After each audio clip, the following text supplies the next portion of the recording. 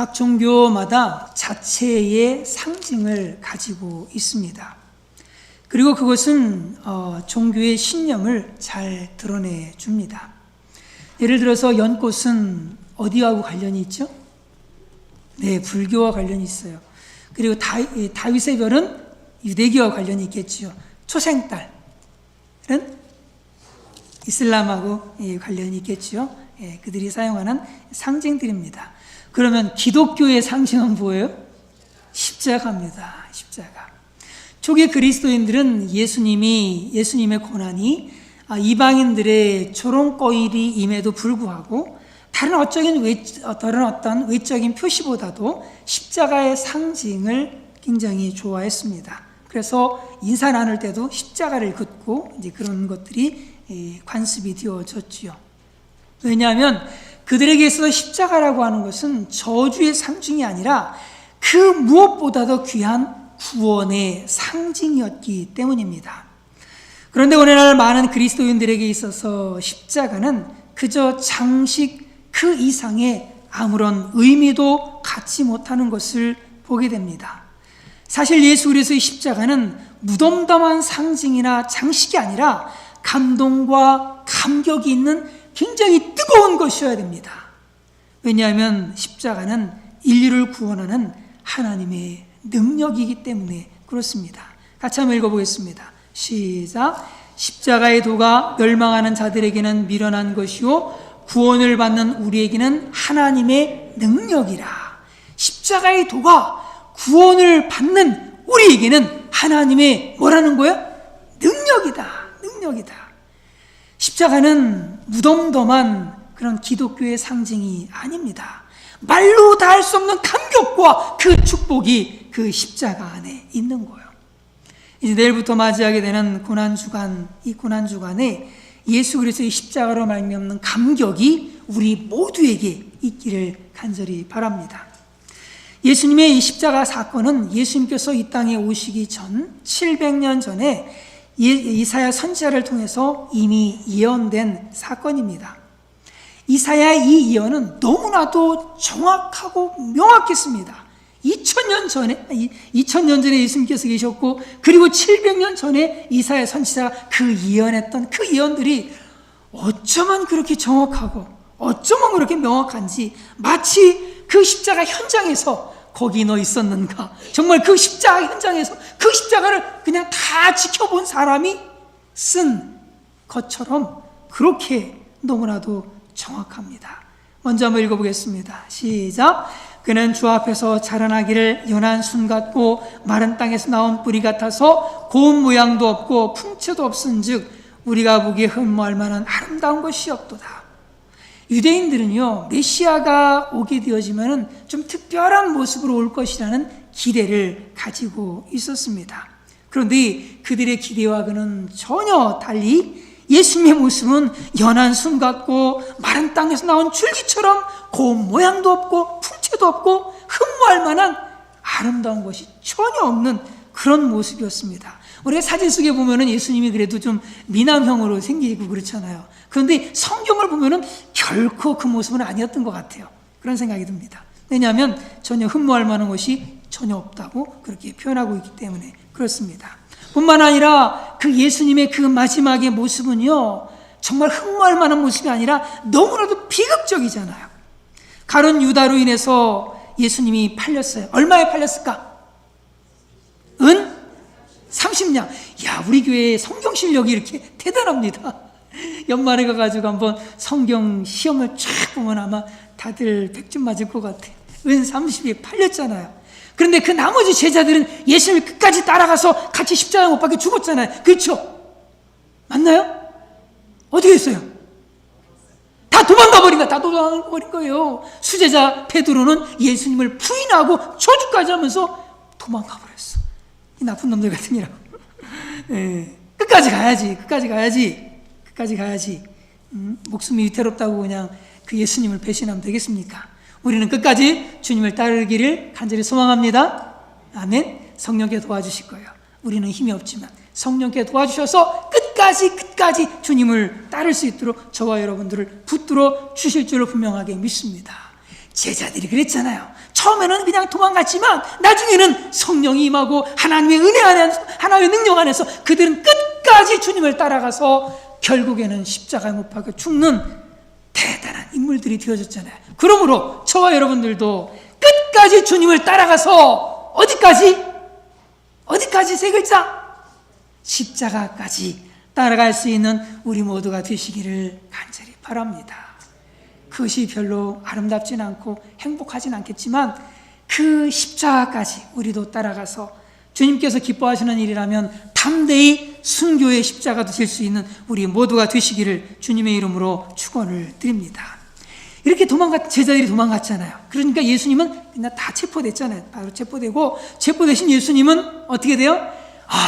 저는요, 얼마나 지금 예수님이 체포되셔가지고 고난당하신 게 얼마나 은혜가 되는지 몰라요. 사람들이면 침을 태뱉는 겁니다. 예수님 얼굴에. 여러분 침 뱉은 바다 당해보셨나요? 예? 그거요, 굉장히 행복하지가 않습니다. 제가 당해봐서 알아요. 더러운 침이 내 싸대기에 흐르는데 이거는 이 복수를 불불 갈지요. 근데 저는 언젠간 내가 예수님 한 번 있으면 제가 복수했을 것 같아요. 예. 하여튼 예수님 믿어도 다행이지만 언젠가 제가 SNS에 한번 옛날 친구 찾아서 한번 들어가 봤어요. 그런데 그 나쁜 놈이 말이에요. 제 얼굴에 침을 뱉던 그 나쁜 놈이 성경 얘기하고 있고 교회 나오라는 얘기를 하고 이단은 아니겠지? 이렇게 새 사람 됐어요. 하나님의 은혜입니다. 그죠? 네. 예수님이 그랬다는 거예요. 예수님이 침뱉음을 당하시고 여러분 싸대기 한번 맞아보신 분 계십니까? 아주 멍멍합니다. 한번 맞고 나면 멍멍해요. 예. 싸대기를 맞지요. 예. 하인들한테 손바닥을 맞고 주먹으로 막 때리고 대단합니다. 참 예수님이 하나님의 아들이 천지 만물을 창조하신 그분께서 이런 수모를 다 당하시는 거예요. 잔인한 군병들의 채찍으로 말미암아서 그냥 온몸이 그냥 찢어지고 살점이 떨어져 나가고 피투성이가 되어지고 그런 처절한 고통을 다 겪으신 겁니다. 그리고 군병들은 그 예수님께 자색 옷을 입히지요. 머리에는 그냥 가시관을 꽉 흔들어 씌웁니다. 그리고 갈대로다가 머리를 툭 때리는 겁니다. 침을 뱉으면서 조롱을 하고 네가 왕이라며, 네가 유대인의 왕이라며, 왕 노릇 좀 해봐 라고 하면서 조롱을 하는 겁니다. 그리고 십자가에 매달기 위해서 해골의 언덕으로 끌고 다 가지요. 골고다 언덕, 해골의 언덕으로 끌고 갑니다. 그곳에서 양손과 양발에 이 못을 박습니다. 내 못이 그냥 살점을 뚫고 들어가서 나무에 박히는 거예요. 그리고 한 군병이 예수님이 옆구리에 창을 팍 찔러가지고 피가 막 쏟아 나오죠. 참 예수님의 이 고난, 그 예수님의 죽음은 너무나도 비참해요. 너무나도 비참합니다. 사람이 그냥 곱게 죽을 수도 있는데 이건 너무나 완전히 난도질을 해서 죽이는 이러한 모습이죠. 이사야서 54장 4절에서 이렇게 말씀합니다. 그는 실로 우리의 질고를 지고 우리의 슬픔을 당하였거늘 우리는 생각하기를 그는 징벌을 받아 하나님께 맞으며 고난을 당한다 하였노라. 사람들은 예수님이 고난당하시는 그걸 보면서 누구 때문에? 예수님 자신의 죄 때문에 그렇게 됐다고 생각을 했어요. 로마 사람들은 네가 유대인의 왕이라고 그랬잖아. 그러니까 반란죄야. 반란죄 때문에 너는 십자가에서 그렇게 고통받는 거야 라고 생각을 했어요. 유대인들은 또 어떤 생각을 했느냐? 자칭 하나님이라고 그러니까 이건 신성모독죄야. 너는 신성모독죄 때문에 십자가에 못 박혀 죽는 거야. 그렇게 생각을 했어요. 그런데 예수님은 그런 게 전혀 아니죠. 뿐만 아니라 예수님이 또 힘이 없어가지고 그냥 군병들에게 어쩔 수 없이 붙잡혀가지고 능력이 없어서 어쩔 수 없이 그냥 십자가에서 죽었느냐? 그것도 아니죠. 마태복음 26장 53, 54절에 이런 말씀이 있습니다. 너는 내가 내 아버지께 구하여 지금 12군단 더 되는 천사를 보내시게 할 수 없는 줄로 아느냐? 무슨 얘기야? 보낼 수 있다 이 얘기죠. 지금 내가 하나님 아버지께 구하기만 한다면 지금 예수님을 체포하려고 하는 이 사람들 그냥 다 쓸어버릴 수 있다는 거예요. 12군단인 더 되는 그것도 사람도 아니에요. 천사를 하나님께서 보내주신다는 거거든요. 구하기만 한다면. 그런데 내가 만약 그렇게 하면 이런 일이 있으리라 한 성경이 어떻게 이루어지겠느냐 하시더라. 그러니까 이 성경에 기록된 그 말씀을 이루기 위해서 예수님은 그 모든 것들을 다 내려놓으시고 그 십자가의 길을 묵묵히 걸어가셨던 겁니다. 그렇다면 이런 일이 있으리라 라고 했던 그 성경이 도대체 무슨 일을 얘기하는 걸까? 같이 한번 읽어보겠습니다. 시작. 그는 실로 우리의 질고를 지고 우리의 슬픔을 당하였거늘 우리는 생각하기를 그는 징벌을 받아 하나님께 맞으며 고난을 당한다 하였노라. 계속 그가 찔림은 우리의 허물 때문이며 그가 상함은 우리의 죄악 때문이라. 그가 징계를 받음으로 우리는 평화를 누리고 그가 채찍에 맞음으로 우리는 나음을 받았도다. 우리는 다 양 같아서 그릇 행하여 각기 제 길로 갔거늘 여호와께서는 우리 모두의 죄악을 그에게 담당시키셨도다. 여기서 우리라고 하는 단어가요 9번이나 반복돼서 나오고 있습니다. 이는 예수님의 고난이 누구를 위한 고난이라는 거예요? 바로 우리를 위한 고난이요, 우리 때문에 당하는 고난이라는 거예요. 예수님이 침뱉음을 당하시고 뺨을 맞으시고 주먹으로 맞으시고 채찍에 온몸이 누더기가 되시고 가시관을 쓰시고 조롱당하시고 벌거벗김을 당하시고 손과 발에 못이 박히시고 창에 찔리시고 온갖 조롱과 멸시를 당하신 것은 다 누구 때문이다? 우리 때문이다. 바로 나 때문이다. 여기 계신 여러분들 때문에 우리 예수님께서 이런 고난을 당하셨다라고 하는 겁니다. 우리의 질병과 고통을 대신 지시기 위해서, 우리의 슬픔을 대신 당해주시기 위해서, 우리의 허물을 대신 다져봐 주시기 위해서, 우리의 죄악에 대한 벌을 대신 받으시기 위해서라는 거예요. 그래서 예수님은 우리에게 죄사함을 주시고요, 평화를 주시고 우리의 질병을 치료받게 해 주셨습니다. 이 사실을 알고 있던 세례 요한은 이렇게 외쳐요. 같이 읽습니다. 시작. 이튿날 요한이 예수께서 자기에게 나오심을 보고 이르되 보라, 세상 죄를 지고 가는 하나님의 어린 양이로다. 뭘 지고 간다고요? 세상 죄를 지고 간다는 거예요. 세상 죄를 지고 가는 하나님께서 준비하신, 제물로 준비한 그 어린 양이로다 라고 하는 거예요. 누구를 보고? 예수님을 보고. 그렇다는 거예요. 예수님을 보고. 하나님 아들 예수님께서 육신의 몸을 입고 오셔서 인류의 모든 죄를 다 떠안으시고 대신 형벌을 받기 위해서 예수님은 오셨고 그 십자가의 길을 가셨고 그 십자가의 모진 고난을 다 감당해 주셨다라고 하는 겁니다. 그래서 우리에게는 죄에서 용서받는 길, 천국 가는 길, 구원받고 영생 얻는 길, 모든 질병과 고통으로부터 해방되는 길, 죽음으로부터 해방되는 그 길을 만들어 주셨습니다. 그래서 말씀하시잖아요. 내가 곧 뭐다? 길이요 진리요 생명이니 나로 말미암지 않고는 아버지께 올 자가 없느니라 라고 말씀하신 거예요. 예수님은 이러한 구원의 길을 만들기 위해서 이 땅 가운데 오셔서 그 모든 고난들을 다 감당해 주셨다라고 하는 거예요. 5절을 같이 읽습니다. 시작. 그가 찔림은 우리의 허물 때문이요 그가 상함은 우리의 죄악 때문이라. 그가 징계를 받음으로 우리는 평화를 누리고 그가 채찍에 맞음으로 우리는 나음을 받았도다. 예수님께서 이 땅에 오셨을 때에 질병으로 고통받던 수많은 사람들이 치유를 받았어요. 문둥병자, 정말 고칠 수 없는 병이잖아요. 말씀 한마디에 또 예수님의 손대심으로 깨끗이 치료됩니다.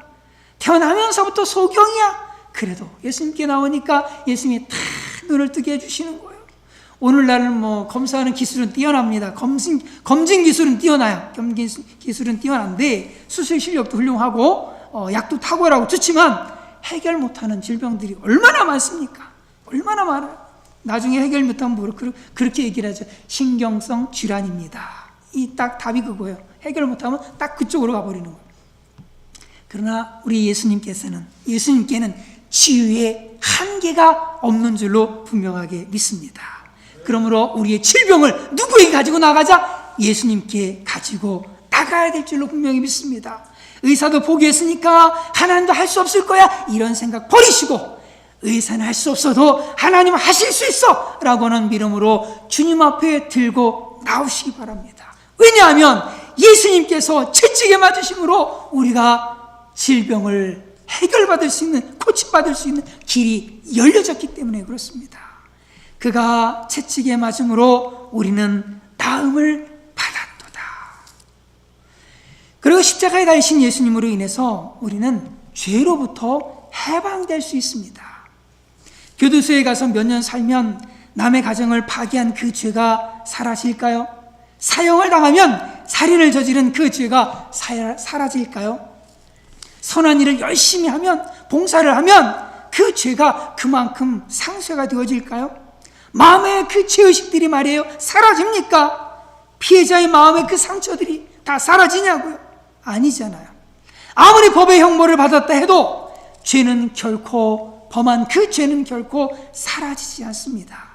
지금까지 지은 모든 죄들은 절대 그 무엇으로도 결코 사라지지 않고 없어지지 않아요.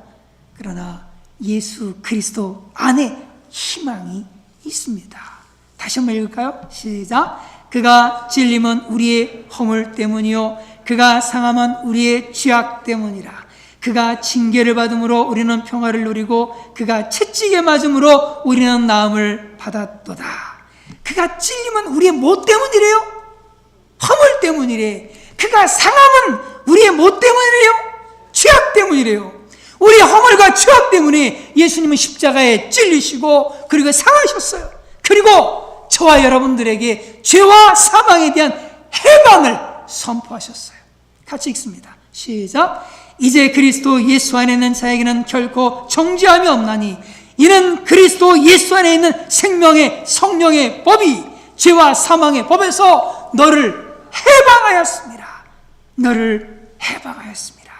죄에서 사망에서 우리를 해방했다라고 하는 겁니다. 하나님의 아들 예수 그리스도께서 인간의 모습으로 이 땅에 오셔서 우리의 모든 죄값을 다 치르셨기 때문에 이제 우리가 할 일은 그 죄값을 치르기 위해서 우리가 뭔가를 하는 게 아니라 나의 죄값을 다 치르신 그 예수님 앞에 우리의 죄를 고백하면서 회개하면서 나아갈 때 우리 주님께서는 그 십자가의 대속의 은혜를 저와 여러분들에게 허락해 주신다라고 하는 겁니다. 이것은 마치 구약의 이스라엘 백성들이 노뱀을 쳐다보면 그냥 나았듯이 말이에요. 나의 죄를 위해 십자가에 달리신 예수 그리스도를 믿게 되어진다면 모든 죄에서 사망에서 해방되어지고 살게 되어지는 복된 은혜가 우리에게 임하게 됩니다.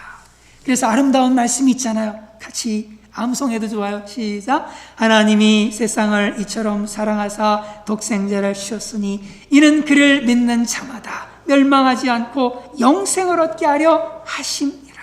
아멘. 그러므로 저와 여러분들이 날마다 십자가 달리신 예수님 앞에 우리의 죄를 믿음으로 들고 나올 수 있기를 간절히 바랍니다. 하나님을 믿지 않는 불신의 죄 들고 나오시고 하나님의 뜻에 순종하지 않았던 불순종의 죄 들고 나오시고 육신에 사로잡혀서 감정과 혈기를 쫓고 그런 쫓았던 육신의 죄들 또 들고 나오시고 눈과 귀를 통해서 받아들였던 세상의 온갖 죄악들 또 들고 나오시고 또 부지중에 했던 불신의 말과 행동들을 다 들고 나오시고 그리고 용서하지 못하는 원망과 불평과 증오를 들고 나오시기를 간절히 바랍니다. 가지고 나오면 주님께서 어떻게 다 가져가 주시는 거예요. 어떻게 쓰레기차가 쓰레기를 갖다 넣기만 하면 알아서 가져가는 것처럼 우리의 죄를 주님 앞에 들고 나오기만 하면 주님께서 그 믿음을 보시고 우리의 죄를 다 가져가 주신다라고 하는 겁니다. 그래서 이사야서 43장에 이렇게 말씀해요. 같이 읽습니다. 시작. 나 곧 나는 나를 위하여 내 허물을 도말하는 자니 내 죄를 기억하지 아니하리라. 내 죄를 기억하지 않는다. 하나님께서 우리의 죄를 기억도 안 하는데 도말해버린데 없애버리신답니다. 우리가 주님 앞에 우리의 죄를 들고 나아가야 돼요. 요한일서 1장 9절에 말씀합니다. 읽습니다. 시작. 만일 우리가 우리 죄를 자백하면 그는 밉보시고 이로사 우리 죄를 사하시며 우리를 모든 불의에서 깨끗하게 하실 것이요. 아멘. 우리는요 날마다 용서받아야 될 죄인들입니다. 누구 잘났고 못났고 얘기할 하나도 없어요. 나는 완벽히 할 수 있는 사람이 아무도 없어요. 여기 있는 모든 분들은 날마다 주님 앞에 용서받아야 될 죄인들이요, 십자가의 은혜 없이는 결코 저 천국에 들어갈 수 없는 악질 죄인들이 여기에 모이셨어요. 저를 포함해서. 이런 우리가 이 죄에서 떠나려면 예수 그리스도밖에 없어요.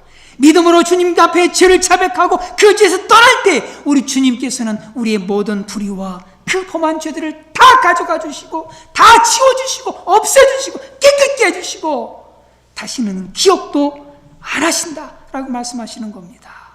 우리가 주님 앞에 그 은혜를 날마다 누리는 모두가 되기를 간절히 바랍니다.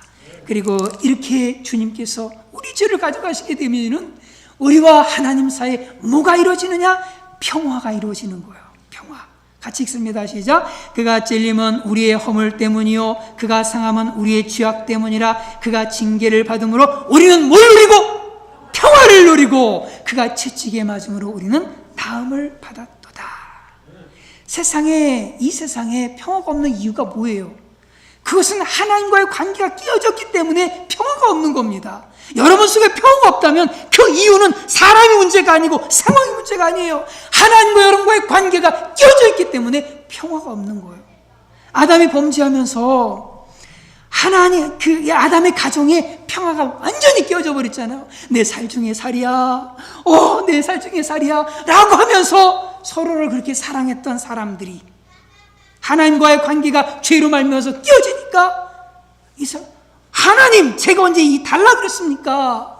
내가 언제 달라 그랬어요? 하나님이 주셔서 나와 함께 하신 그 여자 때문에 제가 죄를 진 거예요. 저 책임 없어요. 이런 가정이 되어져 버린 거예요. 이런 가정이. 뭐 때문에? 하나님과의 죄로 말미암아서 하나님 관계가 끼어지니까 이런 관계가 되어졌다. 서로가 서로를 부끄러워하고 원망하고 살기 위해서 책임을 말이야. 사랑하는 사람, 목숨처럼 사랑하는 아내에게, 남편에게 책임을 떠넘기고 말이야. 이런 평화가 끼어진 사람들, 그런 가정들 되어져 버리고 말았다라고 하는 거죠. 그런데 예수님께서 십자가에 달리사 우리의 무슨 문제를 해결해 주셨어요? 죄 문제를 해결해 주심으로 말미암아서 이제는 하나님과의 관계가 회복이 되어 버렸어요. 하나님과의 관계가 회복이 된 거예요. 죄에 대한 징계를 예수님이 대신 다 받으심으로 말미암아서 이제는 하나님과 우리가 화평의 관계를 누리게 되어졌다라고 하는 거예요. 이처럼 우리 하나님 우리에게 평화를 주시는 분, 화평을 주시는 분이에요. 예수님께서 이렇게 말씀하시죠. 읽습니다. 시작. 평안을 너에게 끼치느니 곧 나의 평안을 너에게 주노라. 내가 너에게 주는 것은 세상에 주는 것과 같이 아니하니라. 너희는 마음에 근심하지도 말고 두려워하지도 말라. 예수님께서 우리에게 평안을 주세요. 어떻게 평안을 주시느냐? 하나님과의 관계를 회복시켜 주심으로 말미암아서 우리가 하나님과의 관계가 평화롭게 만들어 주시고 이 관계가 회복이 되어지면 나머지는 다 해결이 되어지는 거예요. 찬송가가 있잖아요. 평화로다 하늘 위에서 내려온, 어디서 내려온다고요? 하늘 위에서 우리 하나님께서 주신 평안, 세상의 회복으로 말미암은 평화가 아니라 하나님께서 주시는 그 평안, 예수 그리스도를 통해서 하나님과 관계가 회복됨으로 말미암아서 이루어지는 그 평안이 하늘에서 내려올 때 이 땅 가운데 살아가는 저와 여러분 평화를 누리는, 진정한 평화를 누리는 삶을 살게 되어진다라고 하는 거예요. 그 사랑의 물결이 영원토록 내 영혼을 덮으소서. 저와 여러분이 하나님과의 관계를 회복할 수만 있다면 사람과의 평화는 저절로 되어져요. 우리가 하나님과의 평화가 이루어질 수만 있다면 이 세상에 품지 못할 사람이 없고 이해하지 못할 일이 없고 용서하지 못할 사건도 없어요. 왜냐하면 하나님과 내가 화목하게만 된다면 내 속에 있는 모든 쓴뿌리 다 뽑혀나가 버리고 내 마음속에 있는 모든 마음의 가시들이 다 떨어져 나가니까 이제는 누구든지 품을 수 있고 누구든지 누구와도 화목할 수 있는 그런 관계가 회복이 되어진다라고 하는 겁니다. 예수 그리스도 안에서 하나님과 화평을 누리시는 모두가 되시기를 간절히 바라고 그 안에서 이제 사람들과 화평을 누리는 은혜가 모두에게 있기를 간절히 바랍니다. 어느 부인이 어느 날 토레이를 찾아와서 상담을 요청합니다. 저는 예배도 많이 참석하고요, 기도도 많이 하는데 하나님은 내가 전혀 실감이 나질 않아요. 구원을 받았다는 그 자체도 내 구원 받았나? 막 정말 그래요. 참 왜 그렇지요? 혹시 여기 이분과 같은 고백하시는 분 있나요? 말이야, 제가 예배도 한 번도 안 빠지고 잘 다녔는데 잘 모르겠어요. 구원 받았는지 어쩐지도 모르겠고 하나님이 나를 사랑하시는지도 모르겠고 그냥 다 몰라요. 모르겠어요. 그래도 안 가면 찝찝하니까 그냥 예배를 드리긴 하는데 잘 모르겠어요. 혹시 이런 분 계시는지 모르겠네요. 그래서 토레이가 이분에게 기도하는 법을 하나 가르쳐 줍니다. 그러면 오늘부터 집에 가서 다른 기도하지 마시고요. 요거 한 가지만 가지고 기도하십시오. 한 가지만 가지고. 어떤 기도냐면, 하나님, 자신의 모습을 보여주십시오. 내 모습을 보여주십시오. 이걸 가지고 한 주간 계속 기도하라는 겁니다. 그래서 부인이 돌아가서는 진짜로 역시 순종을 잘해.